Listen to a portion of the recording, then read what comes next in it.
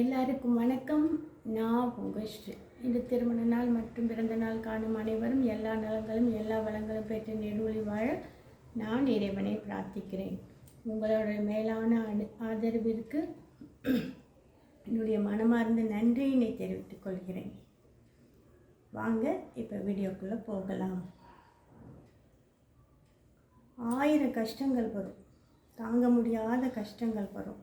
நம்ம யாரை சரணாகதி அடைவோம்? கடைசியில் கடவுளே இந்த கஷ்டத்துலேருந்து என்னை காப்பாற்று கடவுளே அப்படின்னு தானே சரணாகதி அடைவோம்.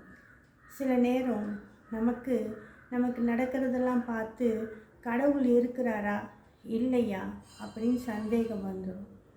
அப்படி இருந்தால் இப்படி கஷ்டப்படுறதை, இத்தனை மக்கள் கஷ்டப்படுறதை வேடிக்கை பார்த்துட்டு இருக்கிற அவரெல்லாம் ஒரு கடவுளா அப்படின்னு கூட நம்மளுக்கு கோபம் வரும் இல்லையா? கட்டாயம் தாங்க முடியாத கஷ்டங்கள் வரும்போது ஆட்டோமேட்டிக்காக அந்த மாதிரி எண்ணங்கள்லாம் நமக்கு வரும். உண்மைதானே? கடவுள் இருக்கிறாரா இல்லையா அப்படின்னு ரொம்ப மனசு வேதனைப்படுவோம். நம்பிக்கையோட கடவுளை கும்பிடும்போது நமக்கு நல்லதே நடக்கும். இதுக்கு ஒரு சின்ன கதை. ஒரு ஊரில் ஒருத்தர் இருந்தார். ஒரு முடித்திருத்தும் நிலையம் நடத்துகிறவர் இருந்தார். அதாவது சலூன்னு நம்ம சொல்லுவோம்.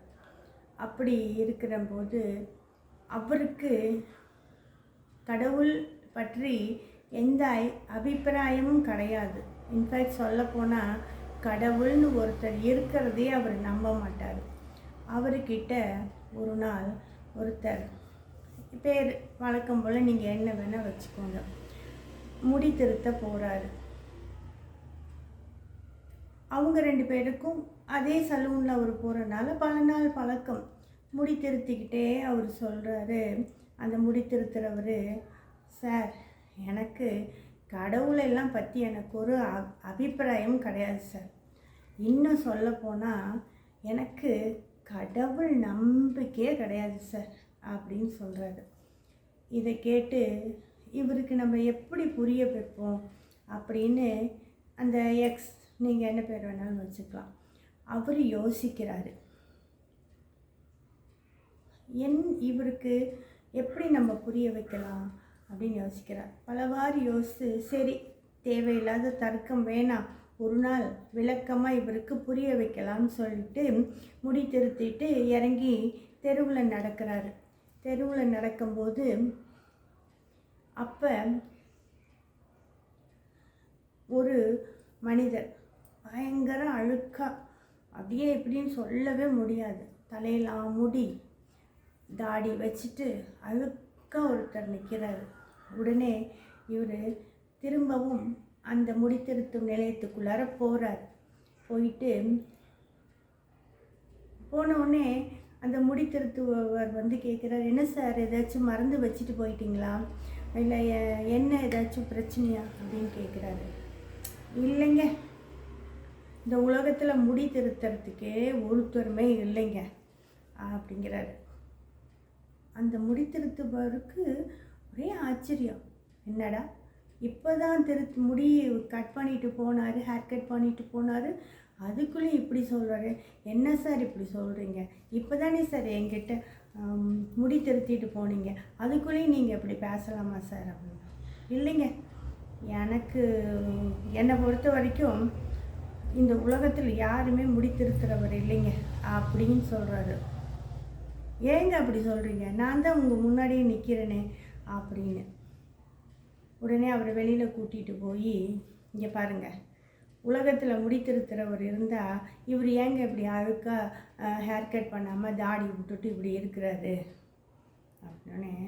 என்னங்க நீங்கள் சொல்கிறீங்க, நான் முடித்திருத்துறவர், என்னை தேடி வந்தால் தானேங்க நான் அவருக்கு முடித்திருத்த முடியும்.